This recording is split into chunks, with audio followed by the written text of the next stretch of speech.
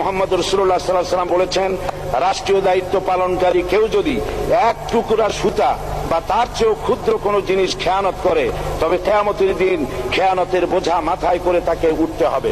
মাননীয় স্পিকার, আল্লাহ রসুল যে সরকার ব্যবস্থা প্রতিষ্ঠা করেছিলেন তা সত্যিকার অর্থে ছিল জনকল্যাণমূলক সরকার। নবী করিম সাল্লাল্লাহু আলাইহি ওয়াসাল্লাম সরকারি কর্মকর্তাদের বিরুদ্ধে কোনো অভিযোগ পেলে তখনই ব্যবস্থা গ্রহণ করতেন। আইনের চোখে সবাই সমান। শাসকদের আত্মীয় স্বজন কারো পক্ষে সম্ভব ছিল না জনগণের উপরে জুলুম করা। খলিফা ওমর রাদিয়াল্লাহু তাআলা আনহুর এক ছেলে অপরাধী প্রমাণিত হলে সে দণ্ডভোগ থেকে রেহাই পায়নি, এমনকি এতে তার মৃত্যুদণ্ড হয়েছিল। আবার খলিফা নিজেকে আইনের ঊর্ধ্বে মনে করতেন না, তাই বর্ম চুরির ঘটনা আলী রাদিয়াল্লাহু তাআলা আনহু কাজীর দরবারে সাধারণ ফরিয়াদির মতো উপস্থিত হন। নিজের ছেলে ও চাকরের সাক্ষী যথেষ্ট না হয় কাজী খলিফার বিপক্ষে রায় দেন।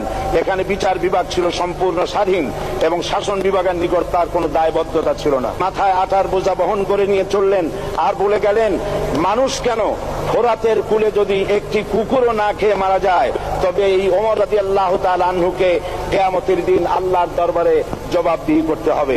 আর আজ সেই জাতির দায়িত্বশীল যা জনগণকে অভুক্ত রেখে তাদের মুখের গ্রাসে ভাগ বসায়। জনগণ তাদের নিকট উপস্থিত হলে মনে হয় যেন গোলাম প্রভুর দরবারে উপস্থিত।